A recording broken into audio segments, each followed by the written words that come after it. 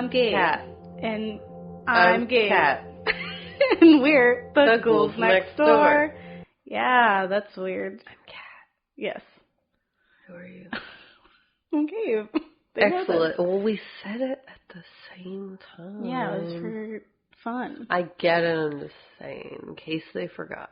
Okay. Who was hosting the show? And they're like, oh my god, they spoke at the same time. I don't know. Maybe it's one person. Maybe we are one. Yeah. I bet you're wondering, wow, this is weird. I'm getting the ghouls again. Hardy, we stand. Didn't I just hear them? No promises. Why am I listening again? Love is a battlefield. Catherine. Why are we listening to me again? I don't know. Why? Tell our listeners. So if you don't remember, or maybe you don't because I took it out, we did not love the film Midsommar. Yeah. It is a problematic time. Problematic in a lot of ways. In that we ended up talking about it with more than one of our guests because they were like, oh my god, I also have stuff to say about this. Yes. Like, we're talking about mental health and mental illness. Bad things to say about Midsommar. Yeah. We're talking about disabilities. Bad things to say about Midsommar. Yeah. Gabe and I are outside and talking to people we know. Bad things to say about Midsommar. So, lots of people liked it. And they had reasons. And we don't agree. Yeah. Pretty much is that we had planned to cover Midsommar in our mental illness episode that came out earlier this week with Marina. And we did. It just turned out to be a much longer piece than would have been warranted for our episodes because we stick to an hour. Yeah, it would have been like, let's talk about mental illness's representation in horror, and then just all Midsommar. Mm-hmm. And then, like, it would have just been like, you would have been sitting there for like 2 hours, friends. Yeah, it was pretty long. Took it out, we plucked it out. Yeah, so we took it out, and it's going to be here now. So instead, what you're about to listen to is our part with Marina. So we're welcoming Marina back. Hi, Marina. Hi. And having her talk to, we talked to her about some of the issues that we had with the film. Now, I totally understand that people dig it, right? Like, people are like, this is art, and it's horror in the daytime, and Ari Aster can do no wrong. And he gets awards because they use color. I mean, okay, so there's...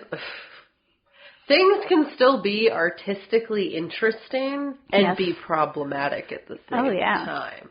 You can shoot something in a beautiful way and have everything you're doing in it and saying in it be really not cool. Yeah. For, like, how it was filmed, it was shot well. That's true. Yeah. But that's not the whole thing. Yeah. Like, the one thing does not excuse the other thing. It is not alone in its existence. Yeah. If it was like, let's shoot a silent film and take all the bad stuff out and just have lights and colors and here we are, then yes. Yeah. I'm there. No old people die? For it. Yeah. So no bad representations of things? For it. Yeah, I think what, so for context, for the film Midsommar, something that's we should keep in mind is that he had been greenlit for Midsommar while he was editing Hereditary. Yeah, that's real quick. Yeah. Hereditary was like a while ago. Yeah, and then he, like right after the premiere of Hereditary, got on a plane and went to shoot Midsommar. So there was like no real pausing. It was just like he is flying on the success of Hereditary, which is a good film. And there are things about Hereditary, just in the sense of like a horror film, that is really interesting. Yeah. And there's some really traumatic things in there that to some degree made sense. It is, gratuitous as some horror is, but it made it memorable. And there were even some themes in there that I'm not sure he 100% has the rights to tell, but I would love to hear what people who might have like postpartum depression or people who have family that has a history of mental illness like feel. There was some articles about Hereditary specifically in that it is a representation of like the fear that you have that you might have inherited those illnesses from like your family. And that's a very real fear. Yeah. And so I think when you look at it from that lens, that he did a good job. Because with Hereditary, he was being intentional, and it was about the mental illness. And it was about, like, the people. And then, it takes a hard left to, like, cults and weird Satanism and stuff, which is, like, fun, right? I thought it was a fun ride. And there's some, like, parallels and really good imagery. And then we have something like Midsommar, where there are some things that we didn't like, even just outside of, like, the mental illness factor, right? So, again, this is also spoilers. Like, we're just going to say, and if you haven't seen it, you should, listen to us. And maybe not watch it. I don't know. I feel like you would have watched it by now. If you had a lot of hype. I don't know. It was just, so as you'll hear our other guest, Pascale, I'll talk about, it was just like, it was a movie that just made you uncomfortable the whole time. Mm-hmm. And it's like, for horror, that does have its advantages. It's really playing upon something really intentional in that, like, you want the person to feel uncomfortable. The tools used to create that uncomfortability is what really, like, just was not cool for me. Yeah. Like, for just, like, the entire time. Like, there was not a point where I was like, I'm upset in a, like, I'm scared kind of way, and not upset on a personal or, like, foundational level while also being scared. Yeah. Like, it was a kind of uncomfortableness that, like, I thought was cheap. Yeah. In that it was, like, very, like, manipulative of things. So, don't kill old people, but also, like, don't do all the other things. And it was just, like, it was just uncomfortable the whole time. And not in, like, the fun way. Yeah, it is, like, it definitely plays on being an uncomfortable film. And I think that's, like, for people who are seasoned, like, horror enthusiasts like ourselves, and we're not, in awe of things like the way that some other people might be, because we look at things, right? So I think with that, take it. But even just as a horror film, like, it isn't very good. Like, it's a slasher film where any of the slashing happens off screen, more or less, except for, like, 2 volunteer deaths. It really, really plays heavily on a lot of general horror tropes, which we talk about with Pascale. It just kind of, like, generates them. Yeah. And it was, like, nothing was surprising. I wasn't surprised. Like, the only thing that surprised me was the end, and only because it wasn't so much a surprise as I was like, that doesn't make sense to me. Like, with her character. Yeah. Like, I get it, and I definitely was I was like, she's going to do this very cliche thing, and then she did, and then I was still like, I hate that you made her do the cliche thing, because that doesn't make sense to me as her character, which we'll kind of dive into. But nothing is really that shocking. Like, we've watched Tusk. No, don't even say it. No one needs to see it. It was so upsetting. Yeah, if you like, not in the same way. No. In some weird, like, Tusk is an upsetting movie that I don't think anyone should see, just because you can't ever unsee it. Yeah. But yeah, I think that's kind of a big thing too, right? It's like, none of that stuff was really that shocking to me. It's like, we've seen brutal things happen to the body before, so that didn't shock me. It was like, I guess I was artistic to it, but I've seen Hannibal, the TV show, which is beautiful. And even as a vegetarian, I've seen Hannibal cook up some really delicious looking and beautiful human meals. And I was like, wow, this is great. Even besides that, there's that whole killer who made the person into the instrument. There's some really cool, intricate things that happen that are both cinematically beautiful and terrifyingly grotesque. I do not feel that Midsommar really does that. But yeah, there's a lot of problems which we're going to dive in today, and we just felt like, because it's such a popular film, we didn't want to give it just 30 minutes or just like a quick spot about a very specific issue, because there's a few in there, and I feel like people are going to, I mean, you're definitely welcome to email us to let us know your feelings, but I know that there's people out there who are diehard fans for a multitude of reasons, and we've read them, and we hear them, but we just do not agree. I've tried. I really have. Yeah, and I mean, I think that's like a very mature adult thing of us and a mature adult thing of them to have 2 different opinions and understand those opinions, but not change just to agree to fit the popular norm. Because, like, I remember you and I were talking and we're, like, nervous about talking bad about Midsommar, because everyone we saw, like, on the internet was like, yeah, Midsommar, no. And, like, so viscerally did not like it that I was like, what? Or like, you were like, are we wrong? Yeah. Should we not even do this episode? Because like, what if we're wrong? And people got like upset. And it was like, and then we started to meet people who agreed with us. Yeah, and then we felt validated really in our shared trauma of this film. And for the same reasons, right? Like, I think that's what you're going to find in this is that it's kind of weird because we've already recorded these and now we're, like, talking about them in the future. It's weird. But it was really, really interesting to pick the mind. So Marina did not see Midsommar, but we explained what we saw, and then she interpreted it, right? I welcome Marina to watch it because I think it would be cool to hear what she has to say. Just to like see what we were about saying, and see if it was as bad as we were thinking it was, and she trusted that it was, but wanted to see. Yeah, and she's very good about being like, I have not seen this, but based on the information I'm given, this is what I can interpret. Pascale has seen. Pascale is our guest for next week, so if you like her charming voice and what her great brain has to say, then tune in next week to hear more on disability in horror, because she's covering that, and she's amazing at it. Yeah, she's super smart. It's such a great episode. We're very excited about it. And I think, like, but Pascale had seen it, and she was touching on a lot, like, pretty much all of the same things that we had.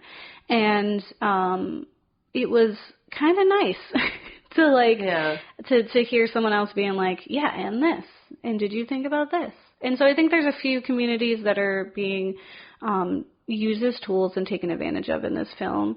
And for people, and just, like, also just as a horror enthusiast, like, even if I'm watching passively, which is very hard for me to do because it starts on such a bad foot. Even if I pretend that even didn't happen differently, I wouldn't have felt so viscerally about it, but it lit the, I guess, like, the alarm in my brain was like, it was red flag for sure.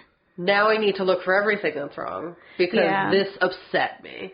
And, it's hard to turn that off after it started. Yeah. I think even if I didn't, and I just, like, if you told me, like, oh, her family died from a car accident, and then we continued on, I would have been like, wow, this is a bad movie. Like, everything is so obvious. Every person sucks. Like I knew everything that was going to happen. And it was, like, it wasn't funny, and it wasn't, like, interesting either. Like I felt really kind of bored most of the time. I was like, most of the time I was like, why are we, I don't care about any of this. What is happening? It looked nice. Yes. Yeah. And like that part was cool. It was filmed very well. And there were the things that were different that were interesting. There were a few things that were interesting and those things were done well, but it just should have existed differently. Yeah, I think, like, whenever Danny is on drugs, that's cool. Yeah, that was a really interesting part. I like the collective empathy. And fun. I think the cult aspect is interesting, and it's kind of like, I guess, his niche that he enjoys. I just didn't really buy it as a cult as someone who is honestly fascinated by cults. It was like, it felt like what someone imagines a cult is like, not so much as what a cult actually is, which is fine as well. Like, the one from Hereditary is definitely a fake cult. Like, that's not a real thing. That's like, you know, Lovecraftian, like, silly, like, Innsmouth magic kind of thing, you know? It's like, you know, satanic panic type feelings. And this was like, you know, there's creepy white people in mountains, which is like, yeah, of course there is. But I guess nothing really shocked me. And I felt kind of disappointed in that, especially coming from something like Hereditary, where I was very, like, still shocked. I'm still, like, recovering. Yeah, Hereditary was very scary for me. And I remember I still vividly remember. But then it was so funny, like, when we left the theater after seeing Midsommar. And I remember, like, turning to you so scared. Yeah. You were going to tell me you liked it. Oh, on Midsommar? I was so scared. I remember, like, walking out and, like, we didn't say anything for, like, until we were outside. Yeah. We were silent. Yeah. We had to mull over we did not say anything. We walked for, like, 5 minutes till the point where, like, we were going to take the phone out to call the Uber. Yeah. And then I looked at you terrified, like, oh, my gosh. what if she says she likes it? I hated it so much. Like, I really just was so not happy and so uncomfortable. I wanted to leave within the first 20 minutes. Yeah. Like, I was so nervous. And then you're like, that was really not good. I was like, oh my God. Yeah, I was immediately no filter. That was trash, and I am very angry. It made me very, like, one scene. Yeah. Heard. Oh. And also that, like, we both, like, understand what's going on. It's like, it's horror, but it's a weird horror. It's also, like, trying to, like, psychological thriller kind of thing going on, too. Yeah. And that, like, it's stressful. Yeah. Yeah, in, like, the dullest of ways. I was very, like, the only time I was stressed was when, I can't remember their names right now, but the one couple, and the guy was like, your boyfriend left without you. And it was like, that would never happen. And that moment was stressful for me, because I was like, that is a real panic that I have. Like, I have... like a fear that people are just going to leave, and then what do I do? Especially being stuck in that kind of situation. So, like, yeah, no, that definitely hit me different, too. And it's like a lot of it, I wasn't shocked that it was happening. Mm-hmm. It was more so I didn't want it to be happening, and I didn't want to see it. Yeah. Like, I agree. I was not shocked at any point, but I was like, I don't want this. Yeah. I want this to stop. The entire time, I was just like... oh, I know these old people are going to jump off of this thing, and I just don't want to experience witnessing that.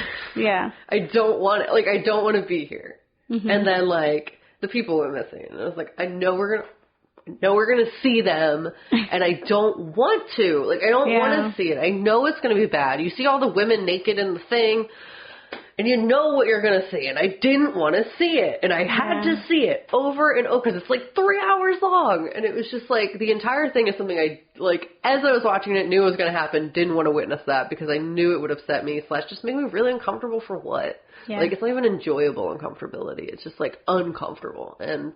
So, like, for context, because I don't know if we cover this, we'll see. There is a couple, and they are very uncomfortable about what they just saw, and they very reasonably freak out. Yeah. And were not, told about what was going on. And so then they want to leave, and then the boyfriend goes to, like, figure it out, and then the guy who lives there comes back, and he's like, your boyfriend left in a truck, and he's just gone, and they're going to come back to get you. And it's like, in no way would that ever happen. And even Danny's like, wait, that's the main character. Like, why would he do that? She's like, that doesn't make any sense. And they just kind of brush it off, and it's just like, none of these people are, like, real. Like, I don't understand why Josh, Chidi's character, reacted and interacted with the world. We call him Chidi. Because that's real, I know, but I don't know what it is, and I just see him as Chidi.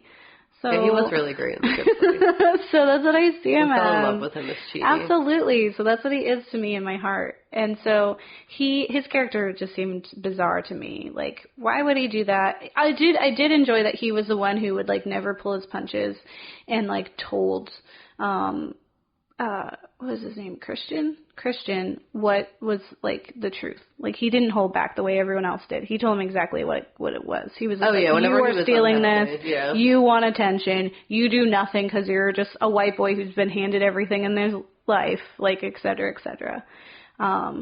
So I guess just to keep listening. So we're going to dive into Marina, and then we'll follow that up with Pascale, and then we'll give you our last feelings.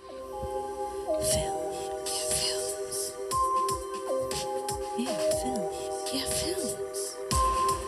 We watch some films. Now let's talk about those films. And all that spooky stuff.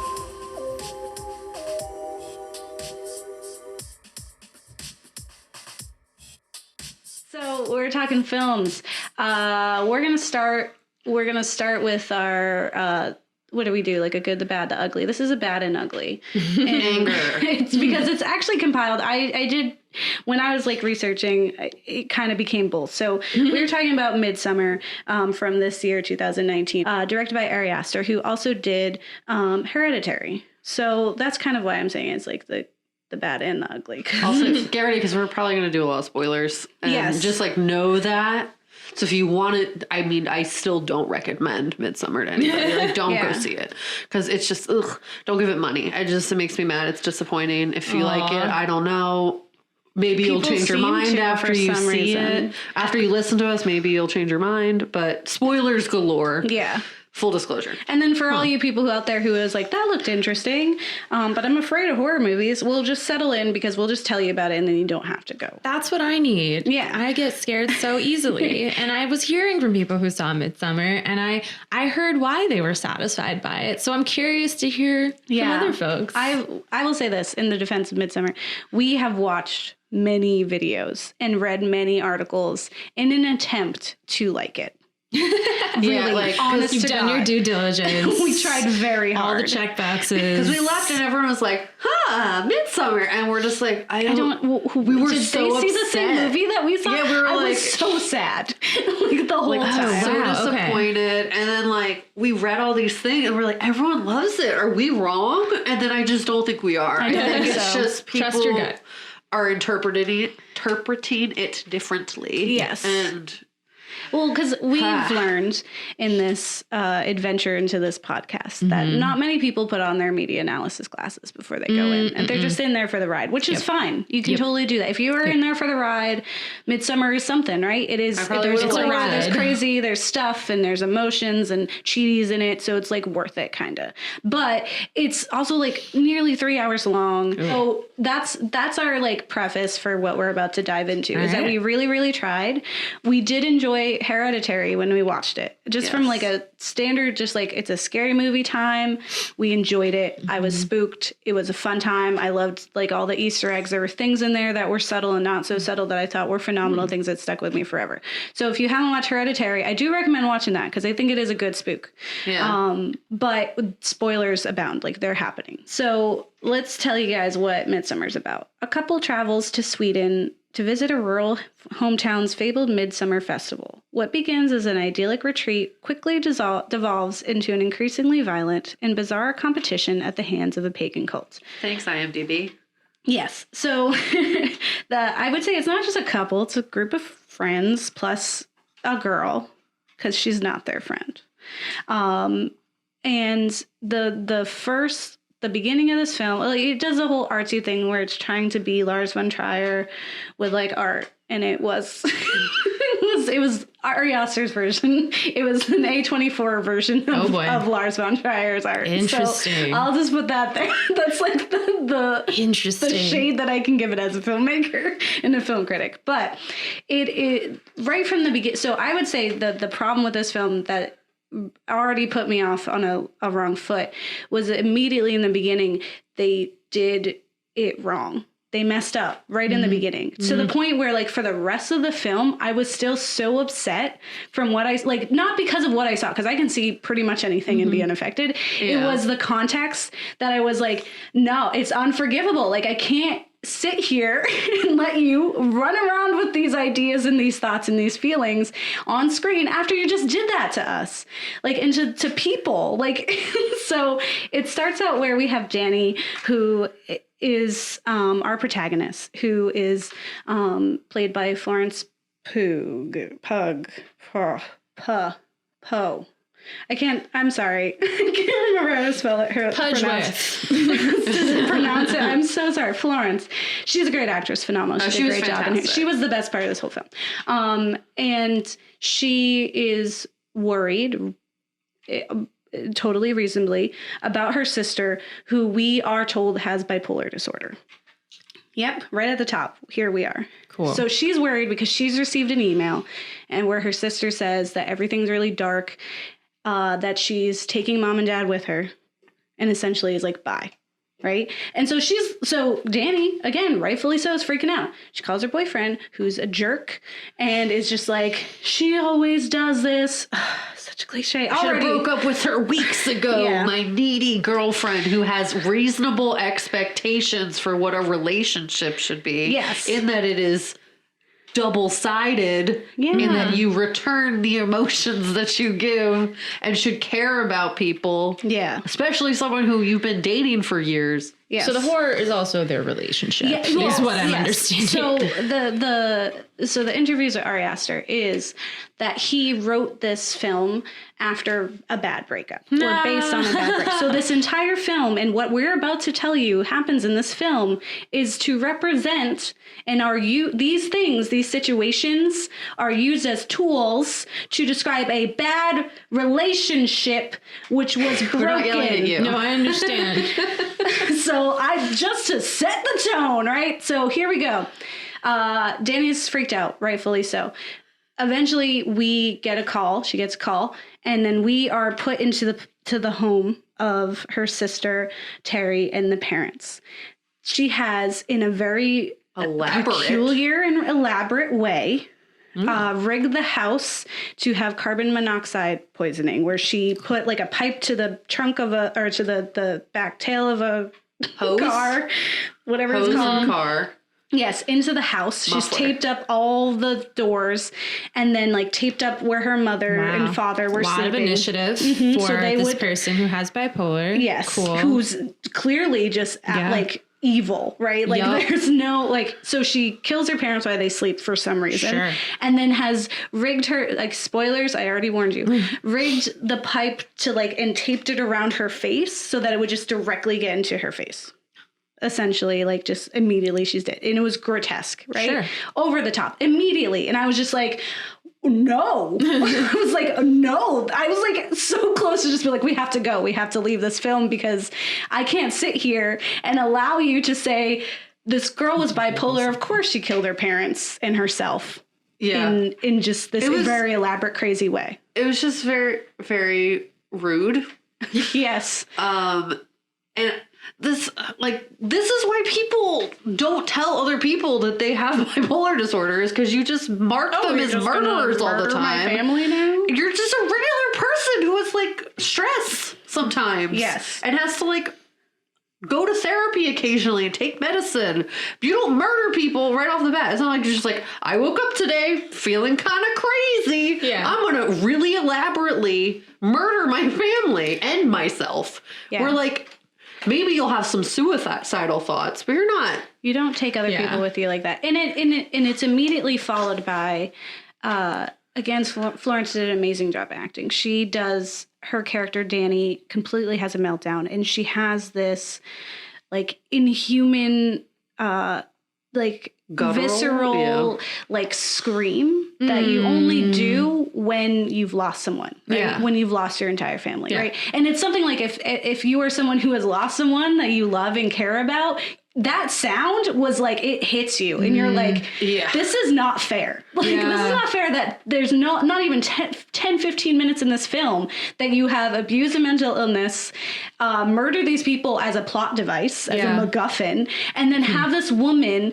just gutturally dying on screen, only to be followed up by like her terrible boyfriend being like, I guess I gotta take her on this trip with my friends, which I never told her about because I hated her and I wanted to leave because she's too needy. And then you can see how it impacted her because she thinks she's too needy. That was also a trigger for me as someone who has anxiety and always feels like they're too much, to see her being like, talking to her friend, like, you know, I always put too much on him. I'm too annoyed. Like, it's not his job, blah, blah, blah. It's like, okay, one, you shouldn't have one person that you put all your stuff on, right? Like, you shouldn't just be going to your friends all the time, like, here's all my stuff, right? And it is told that she has a therapist. So she is getting help. She has medication. Yeah. She just also wants to confide in the person that she loves, supposedly. That needy fool. Yes, how dare her? I was just like, I think, just to remember correctly, so with bipolar, there are, to your point, Kat, like, sure, there are sort of suicidal ideation thoughts that go with it, or typically go with it, because it's all on a spectrum and everyone's experience of it is unique. Because there's a bunch of different kinds of levels to bipolar, which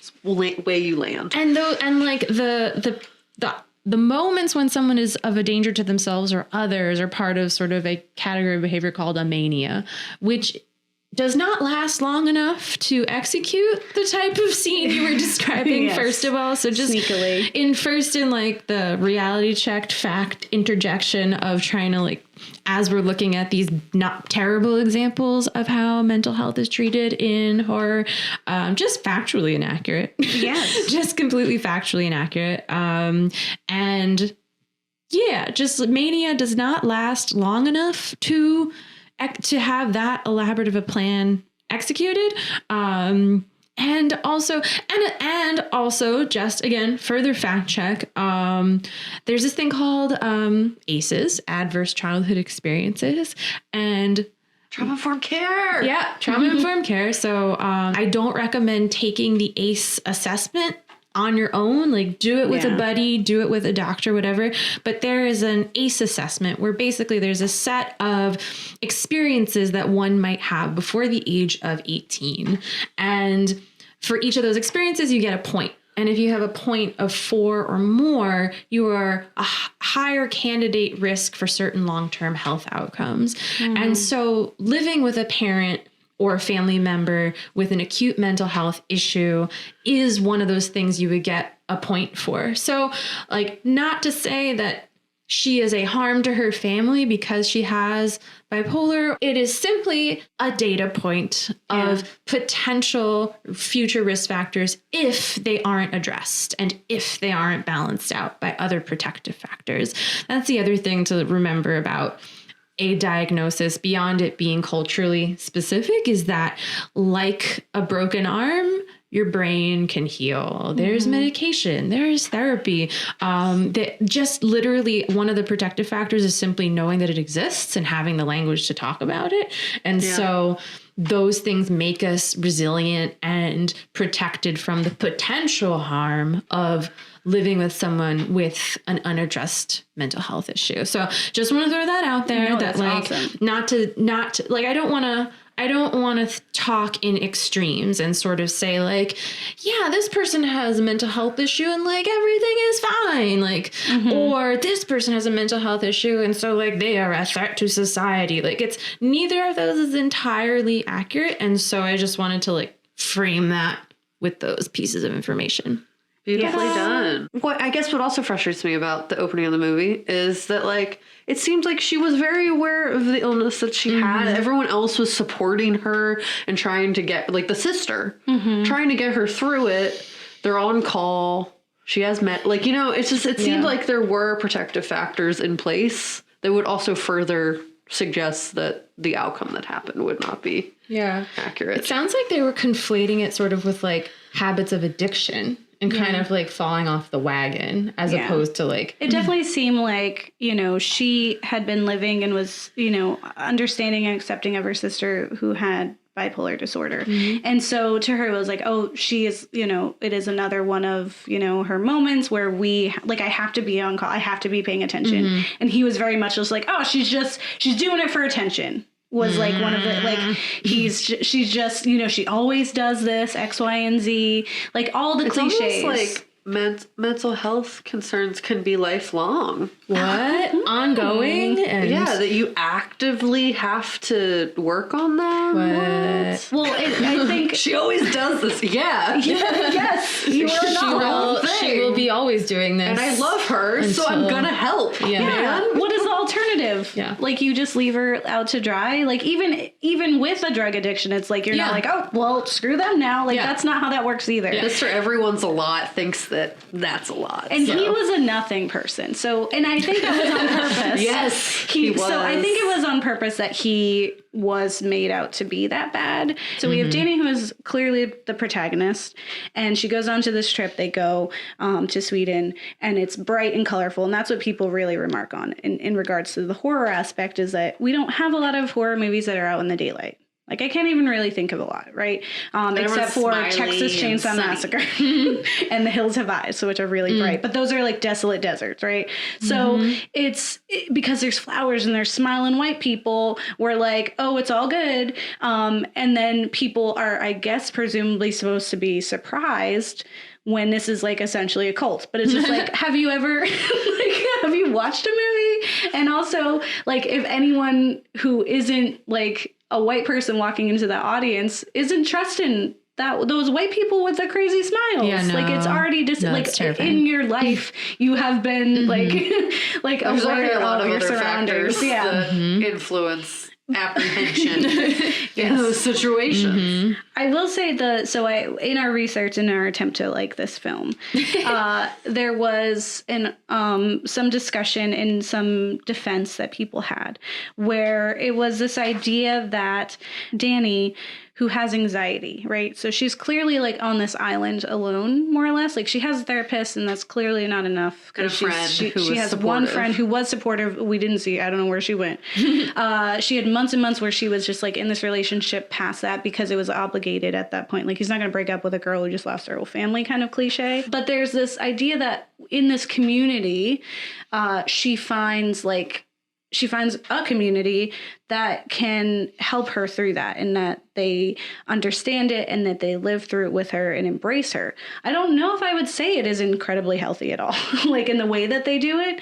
But yeah, there's like this culty, like group empathy that you see throughout where when she cries, they all cry. Oh. And that's unsettling as well. Yeah, and which also, is the point. But like when you think of cults and kind of how those communities prey on people, they prey on people who've experienced loss, and like there is our brains are triggered to feel euphoria when we're embraced by a group, and if she is alone and on an island, it tracks, and also like is curious that like it's tapping into something else that's interesting. So like the cultural specificity of health and wellness. And, you're saying she is seeing a therapist. And I think a lot of I don't know that therapy is the only way towards healing for everybody. It is also a very Western convention. Yeah. And I do think it's kind of interesting. Now you're like making me want to watch this movie, even though you're also talking about how it's terrible, because I think there's a lot of folks now of European descent trying to figure out like a pre-Christian approach to spiritual well-being and mental health. There could be something to indigenous Nordic spiritual practices unconnected to this cult in this movie. And also just to point out that like folks have found health and wellness before the existence of therapy as we understand it. So those things are pretty cool and part of healing, but that doesn't mean that things that are an adaptation can't become maladaptive, which is what it sounds like you're about to describe. Well, I think there's a part of it that like what I agreed with when I was looking in is that in this environment, right, she's found people who are accepting and don't look at her like she's another and don't tell her that what she's feeling is wrong. And she's finally able to be like to just scream and to just have her panic attack and for other people to be around her and being like, it's okay, let it out. We'll all let it out together. And so it's kind of like this empowering moment for her to finally just be like, I am okay to be this way, which was like, honestly, the only part where I was like, okay, I kind of feel that's that, the thing I liked about it. That's the only part I liked about it. Yeah. And I mean, all the other stuff that's around it, and like why she was like that, this cult is really messed up. So it's like, what are they like, they're so manipulative that I don't even really like agree with them doing that. Like what if it gets her to where she needs to be, then fine. I just think their motives are a little on the right, but that's a little like culty. yes. And it does result, again, spoilers, in the death of pretty much everyone but her. But the boyfriend dies. Like she chooses the boyfriend to be killed because everyone else was already like dead, whatever. She chooses the boyfriend, which felt out of character to me. And I felt like screaming in a cabin, having a panic attack with a bunch of strangers isn't enough for her to all of a sudden change and be now like totally evil down enough with to like let them murder him. Like I don't think that was on par with who she was. Like letting him go doesn't necessarily mean murdering him. Yeah, that just seems super out of pocket and just annihilation. Which is not a healthy practice. Don't both figuratively or literally. An article that we got a lot of information from her just really helped me kind of like reveal the information that was in my heart, was from Mary Beth McAndrews of Polygon. And there's a quote in there that I thought like really summed up kind of how both of these two people, one who was there for a moment, but had an entirely intense impact on the entire film, which is Terry, the sister, and then Danny. So she says, however, the film has a complicated relationship with mental illness. Terry and Danny's diagnoses are different and treated very differently too, creating a hierarchy of mental illness in which easily diagnosable afflictions are made scary, while more nebulous struggles with anxiety and depression come across as less harmful. And that's kind of like where I felt like, why is Danny the redeemable one versus Terry, who's immediately disposed of, and she's the one who gets the disorder that we see. Like, Danny was never specifically said. It was just, she's crazy. She's the crazy girlfriend. It was for us to interpret like, oh, she has anxiety. She's having a panic attack. But that's never talked about. And is it because she's like, no one is... it's just so much. Yeah, I think what you're describing is the fact that like health in general tends to sort of, or I think if we think of the history of health, right, we think of diseases that have visible symptoms, a rash, a broken bone. And then when we, or like has an obvious physical manifestation, right? And then when we think of mental health diagnoses that are sensationalized or misunderstood, they have visible behaviors that are like are obviously unhealthy or dangerous behaviors or harmful to the person or the people around them. And then we have things that we can't see, which is really interesting because honestly, the reason they started getting diagnosed is because like CAT scans got invented and now we can see them. We can see these things happening in people's brains. We can see harm that is done and healing that happens. And I think what you're describing too is how powerful it is to be validated when one is living with something that is invisible, supposedly. We know now too, also not just because of CAT scans, but just in general, that healing from trauma requires community. And because there's so much shame attached to it, folks are either pushed away or isolate themselves. And so full healing can't always take place. So then you have the context you're describing, a cult, where this is the first time this person has been validated for something that's so real and she's been told it's not real or she's crazy or it's been dismissed and minimized by someone who's supposed to care for her. That's another fun thing of trauma, sanctuary trauma, the place you're supposed to be safe. You don't feel safe. You aren't safe, or the person you're supposed to feel safe with is the one who is the perpetrator. It's like a whole nother level of trauma bonding and everything. But it further complicates and compounds the pain and the hurt. And like now we can see that what we thought was emotional hurt is also physiological hurt in a person's brain, in their ability to trust. Yeah. Or to use it as a tool to explain their heartbreak because someone broke up with them. Yeah. Or they should have broken up. It was a bad relationship, right? Yeah. Which is like, I guess sometimes you have a bad relationship with your mental illness. I'm trying to defend it in the best way I can.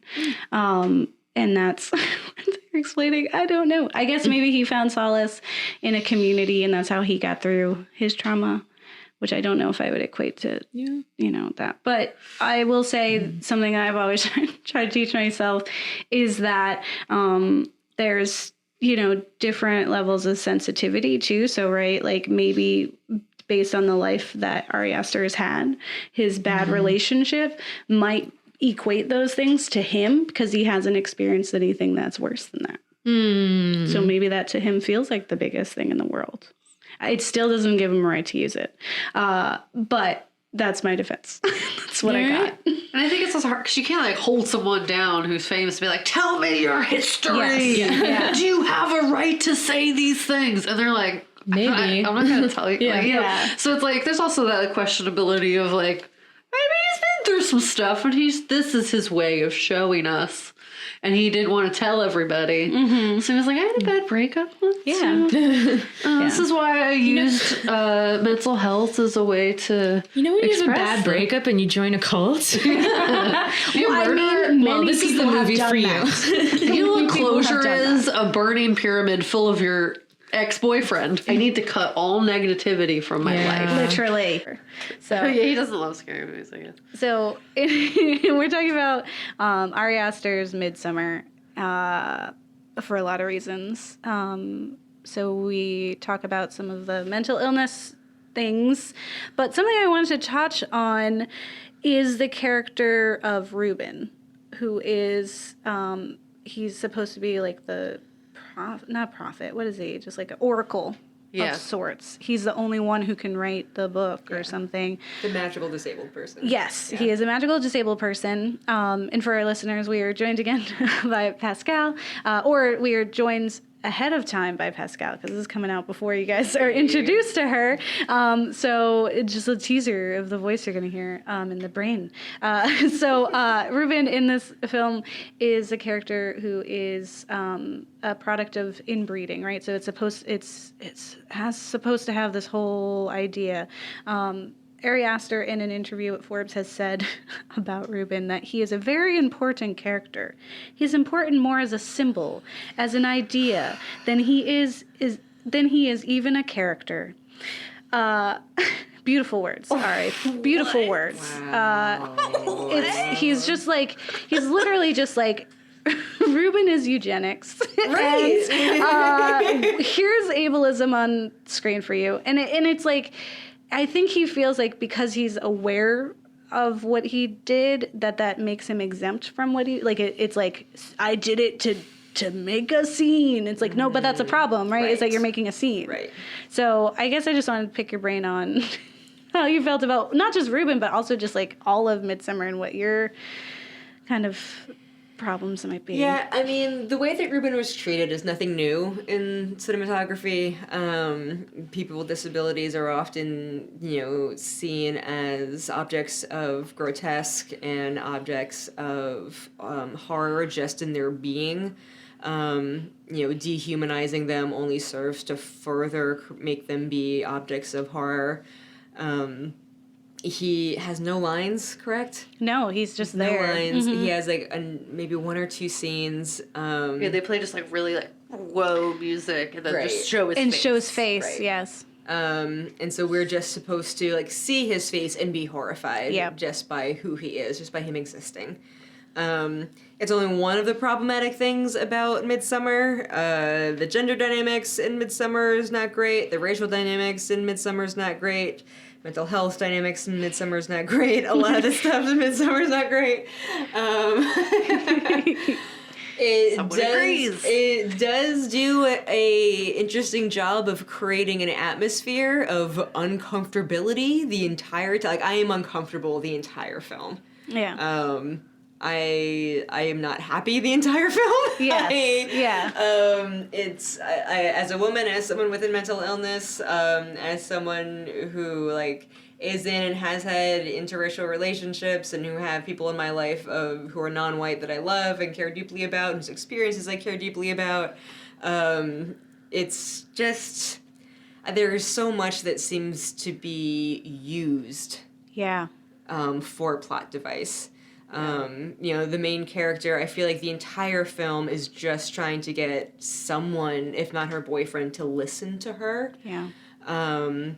Her sister, who had a mental illness, turned out to be extremely violent and lethal, which, again, is statistically far from the case. People with psychiatric disabilities are far more likely to be on the receiving end of abuse and violence than be the ones who are giving it. The 2 out of the 3 characters of color were the first to die off. Yep. It was just like gruesome ways. Gruesome ways, very yes. gruesome and for display. Yeah. And none of the white characters, even the ones who were the American tourists who are also the victims, seemed to give a crap. Yeah. They were like, oh yeah, her boyfriend just left without her. That's weird. Yeah, like, and I was like, what? as a woman, are you not you're not triggered concerned right now? Like, where is the allyship between you two? Yes. Like, do you think you're exempt from this because of your whiteness? I wonder where you got that idea from. I think that maybe it was what was happening. I think maybe someone was telling their story. They were writing what they know, Right. and what they know is using other people's stories to tell a story about a bad breakup. That still gets me. Like, all right, I can't with this. Like, that's the part that really gets me, is that you're using all these tools, these already very sensitive communities, to just, like, perpetuate, like, it's just like a slasher film, right? Like, what we're seeing a slasher film in the daylight. It's the same tropes. We still have the final girl. Her name is Danny. Like, she's blonde. Like, I don't know what else. Like, it's so on the nose. All of these tropes are, he's just literally doing it. Right. And then people are like, but it's in the summer. It's light. It's profound. He's like, look at all these white people with flowers in their hair. White. Yeah, I was like, well, any person of color, I don't know what Chidi was doing out there. Because any person of color knows you get a bunch of white people like, frolicking around. That was his topic for his dissertation? I don't believe you. Yeah, and I feel like it was like, what, it was supposed to be this like change up of like, as opposed to like the white man that goes to Africa and is like, look at these indigenous people. He's supposed to be this black character that goes and is like, look at Norwegia. Again, I think Norwegian it's a very generous interpretation. Again.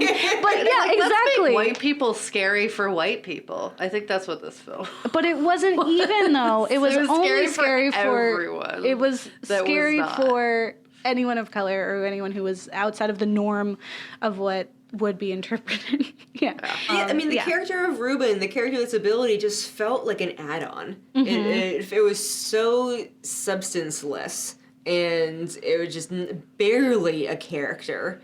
And like whether we saw him or not only mattered to the extent that you got one more level of grotesqueness in the film. Yeah. And just by his existing, like his physical form, like the idea that disability can only come about through inbreeding or sinful lifestyle, etc., is still a really harmful stereotype that's still propagated in a lot of parts of the world today. So that's obviously very harmful. And again, the idea that people with disabilities, we only see ourselves represented in these moments is really harmful. Yeah. And we never see ourselves as a love interest. We never see ourselves as the hero. And if we do, it's because of our disability somehow. It's not, disability isn't just part of who we are. Yeah. It's in spite of. Yeah, it's in spite of, exactly.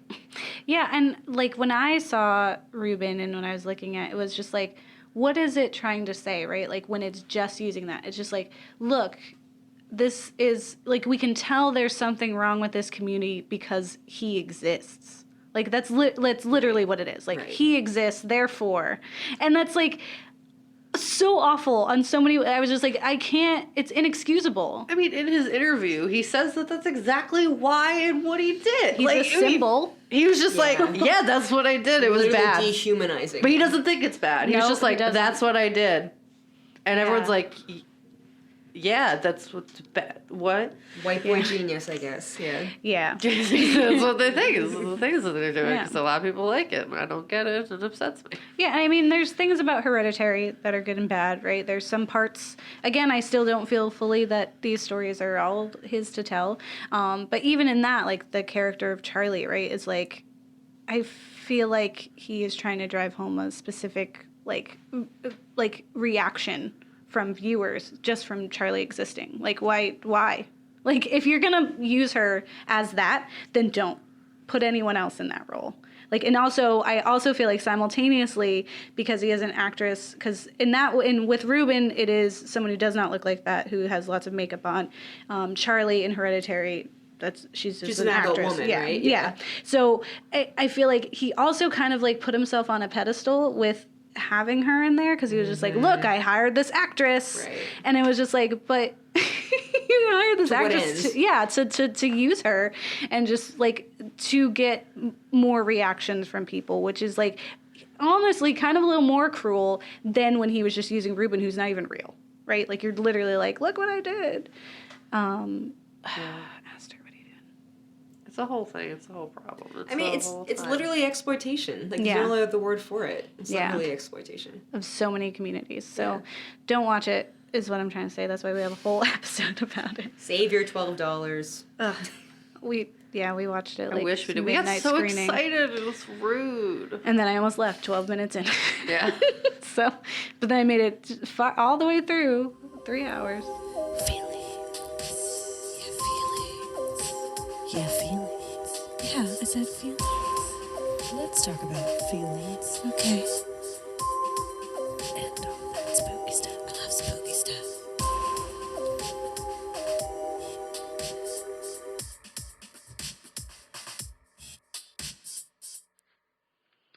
So, I think you already know what our ratings are for it. So, because I believe we do talk about the ratings in our mental illness episode.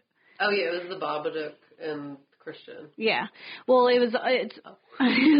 It's also like the fact that I think we just rated the films that we watched because we watched both of them at the same time. But in case you didn't listen to that episode for some reason, or you just want to remember, is that we rated Midsommar as a Christian because it's bad.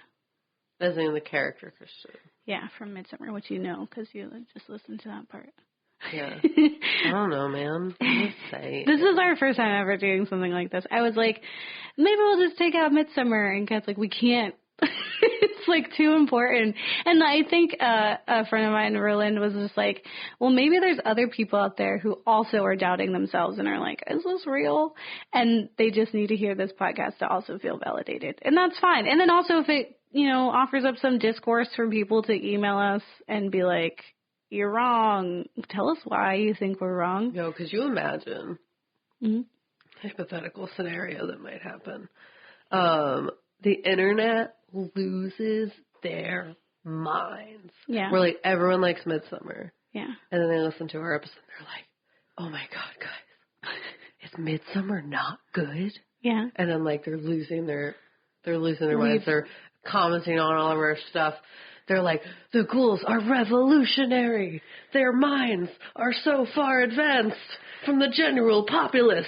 Let's give them 5 stars on iTunes. Hey, listener, in the future, did that happen? Did that happen? Are we famous? I don't know, man. Do people love us now? Do they really hate us? Do we have, hate mail? I feel like you've made it if you get hate mail. Don't do it just because. Only if you actually hate us. I could take it. No, I could take it. I would just probably... We do show all of our fan mail to our mom, so keep that in mind. And my mom's pretty mean. So I don't know if you... we can take hate mail, but I don't know if you can take hate mail from my mom. If you have a reason, I want it to be a good one. Yeah. And I want it to be something that, we didn't talk about already, or, I hadn't even kind of thought of. Yes. Where I'm just like, whoa. Yeah. Ari Aster, send us an email. Yes. Tell us, this meaningful story that influenced, that you have exclusively kept out of interview questions.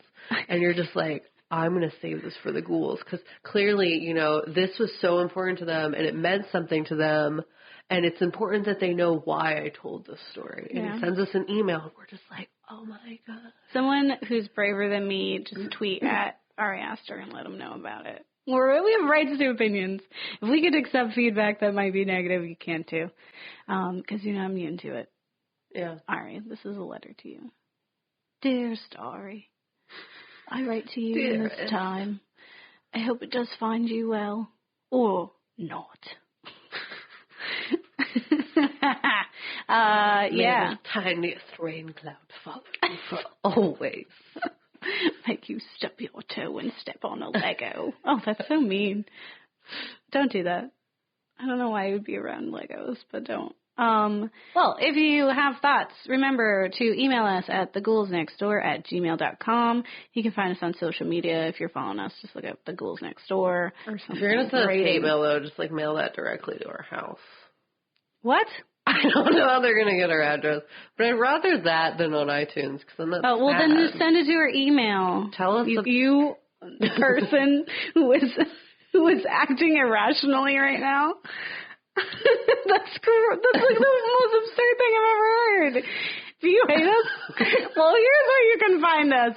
Come directly to our most vulnerable state where we feel safe.